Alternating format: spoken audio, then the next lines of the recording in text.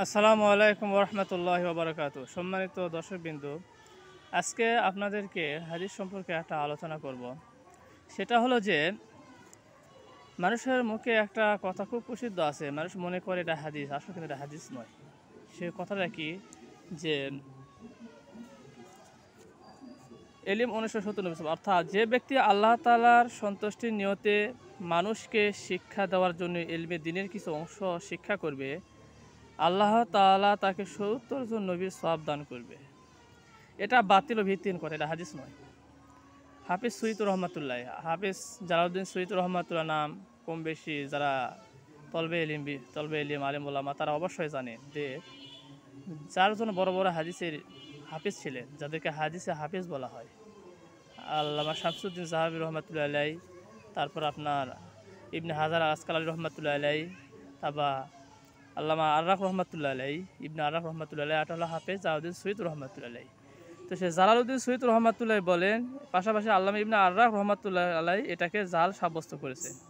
এ কথাটা তারা বলছেন জয়নুল লালিল মাসনুআহ, পৃষ্ঠা নাম্বার 37, তানজিহু শরিয়াতুল মারফুয়া, প্রথম নাম্বার খণ্ড, 275 নাম্বার পৃষ্ঠা। আর একটা ইমাম হাদিস বিশারদ বলছেন, আল্লামা মুরতাজা জাবিদুর রহমান বলেন, এই কথাটা অর্থাৎ এলিম অন্বেষণে 70 জন নবীর সওয়াব, এর সনদের 2 জন কাযযাব তথা মিথ্যাবাদী রয়েছে। এ কথাটা তিনি ইতহাফুস সাদাতিল মুত্তাকিন, প্রথম নাম্বার খণ্ড, 106 নাম্বার পৃষ্ঠার মধ্যে উল্লেখ করছে। আসলে এরকম কথা নাই, এরকম মানে এই ধরনের ফজিলত, এলিম ফজিলতের সম্পর্কে একটা হাদিস আছে, বিখ্যাত প্রসিদ্ধ হাদিস। সেটা হলো যে আমি আপনাদেরকে হুবহু শোনাচ্ছি পড়াটা হাদিস। আন কাসির ইবনে কাইস কলা কুনতু জালিসান মা আবি দারদা ফি মাজলিসি দিমাশক ইলা আখিরিহি। অর্থাৎ হাদিসের অর্থ হলো, কাসির ইবনে কাইস রহমাতুল্লাহ বলেন, আমি দামিশকের মসজিদে হযরত আবু দারদা রাদিয়াল্লাহু তাআলার মজলিসে বসা ছিলাম। এক ব্যক্তি তার কাছে এসে বলল, হে আবু দারদা, আমি রসুলের শহর অর্থাৎ মদিনা থেকে আপনার কাছে এসেছি অন্য কোনো প্রয়োজনে, শুধু একটি হাদিসের জন্য। আপনি রাসূল সাল্লাল্লাহু আলাইহি সাল্লাম থেকে তা বর্ণনা করে বলে আমার কাছে খবর পৌঁছেছে। অর্থাৎ আপনি রাসূল সাল্লাল্লাহু আলাইহি সাল্লামের হাদিস বর্ণনা করেন, এটা আমার কাছে খবর পৌঁছেছে। হযরত আবু দারদা রাদিয়াল্লাহু তাআলা বলেন, আমি রাসূল সাল্লাল্লাহু আলাইহি সাল্লামকে ইরশাদ করতে শুনেছি, যে ব্যক্তি ইলমে দ্বীন শেখার জন্য কোনো পথ অতিক্রম করবে, আল্লাহ তাআলা তাকে জান্নাতের পথে পরিচালিত করবে। ফেরেশতারা তলবে ইলমের সন্তুষ্টির জন্য তাদের ডানা বিছিয়ে দেয়।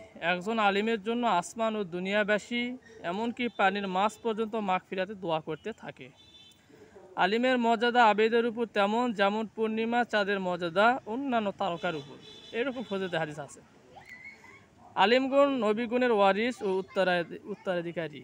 নবীগুণ দিরহাম দিনারি মিরাজ রেখে যাননি, বরং তারা শুধু এলিমের মিরাজ রেখে গেছে। যে ব্যক্তি এই এলিম গ্রহণ করলো, সে বিরাট অংশই গ্রহণ করলো। এই হাদিসটা সুনানে আবু দাউদ, হাদিস নাম্বার হলো আপনার 513। আর একটা হাদিস নাম্বার হলো 3641। তো জামি তিরমিজির মধ্যে আছে 2 নাম্বার খণ্ড, 97 পৃষ্ঠা, 98 পৃষ্ঠা। হাদিস নাম্বার হলো 2682। এরকম হাদিস আছে।